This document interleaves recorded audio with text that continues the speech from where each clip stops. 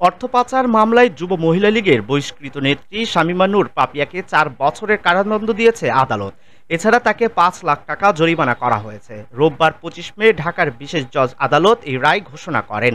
তবে এ মামলার অন্য ৪ আসামিকে খালাস দেওয়া হয়েছে।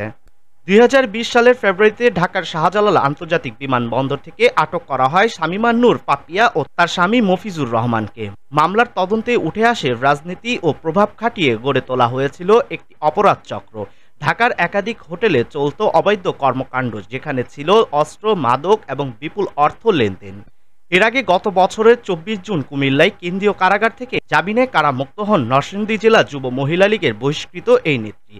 তবে তার আগে তিনি কাশিমপুর কারাগারে ছিলেন পাপিয়া। সেখানে এক নারী বন্দীর উপর নির্যাতনের অভিযোগ ওঠে তার বিরুদ্ধে। এর পরপরই ২০২৩ সালে ৩ জুলাই তাকে গাজীপুরের কাশিমপুর কেন্দ্রীয় মহিলা কারাগার থেকে কুমিল্লা কেন্দ্রীয় কারাগারে হস্তান্তর করা হয়। কাশিমপুর মহিলা কেন্দ্রীয় কারাগারের রেকর্ড বইয়ে পাপিয়ার বিভিন্ন অপকর্মের তথ্য উল্লেখ করা হয়েছে। তাতে বলা হয়, পাপিয়া হাজতি, রুনা লায়লা ছাড়াও কয়েকজন বন্দীকে গালাগাল ও ভয়ভীতি দেখাতে আঘাত করেছেন। এছাড়া তিনি কারাগারের রজনীগন্ধা ভবনে অন্য বন্দী দিতে চাইলে আপত্তি জানিয়েছিলেন।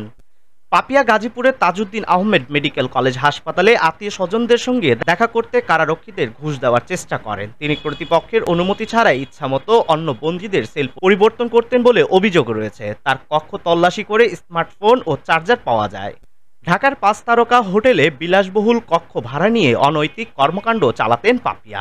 আইন শৃঙ্খলা রক্ষাকারী বাহিনীর অভিযানের বিষয়ে আজ পেয়ে বিদেশে পালিয়ে যাওয়ার সময় ২০২০ সালের ২২ ফেব্রুয়ারি বিমানবন্দর থেকে পাপিয়া ও তার স্বামী মফিজুর রহমানকে গ্রেফতার করে র্যাব। এরপর পাপিয়াকে নরসিংদী জেলা যুব মহিলা লীগের সাধারণ সম্পাদকের পদ থেকে বহিষ্কার করা হয়। ওই বছরই অস্ত্র মামলায় পাপিয়া ও তার স্বামীর ২০ বছরের কারাদণ্ড হয়।